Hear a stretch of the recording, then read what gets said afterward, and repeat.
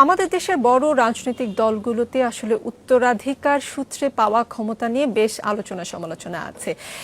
BNP chairman বন্দী ছিলেন, ভারপ্রাপ্ত চেয়ারম্যান বিএনপি চেয়ারপারসন বন্দী, ভারপ্রাপ্ত চেয়ারম্যান দেশে ছিলেন না। গেল এক যুগেরও বেশি সময় ধরে বিএনপির নেতাকর্মীরা জেল জুলুমের শিকার হয়েছেন। বিএনপির সেই দুঃসময়ে আপনি দেশ থেকে সামনে থেকে বিএনপিকে এই 2025 পর্যন্ত নিয়ে এসেছেন।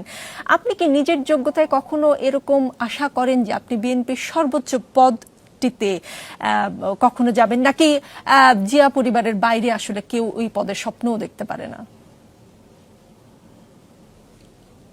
এক মুহূর্তের জন্য আমি চিন্তা করি না। আমি এই চিন্তাটা করেছি আমার দেশনেত্রী বেগম খালেদা জিয়া, যাকে আমি মনে করি গণতন্ত্রের মাতা, এবং সত্যি কথা বলতে কি গণতন্ত্রের জন্য এত ত্যাগ কেউ স্বীকার করেছেন এটা আমার জানা নেই।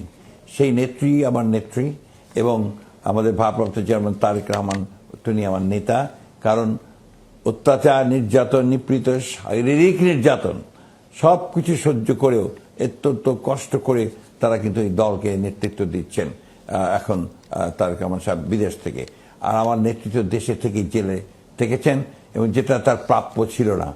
সুতরাং এই ধরনের চিন্তাভাবনাকে নিয়ে আসা, এটা আমি মনে করি যে বিএনপির মধ্যে একটা বিভ্রান্তি সৃষ্টি করার অপচেষ্টা। আমি মনে করি আপনাদের এই চিন্তাগুলো থেকে আপনারা সবাই বিরত থাকবেন। আমি খুব সুস্পষ্টভাবে বলছি যে আমি বিএনপির একজন সাধারণ কর্মী। ব্যক্তিগত চিন্তায় আমি রাজনীতি করি না, আমি চিন্তা করি দেশে গণতন্ত্র প্রতিষ্ঠার জন্য।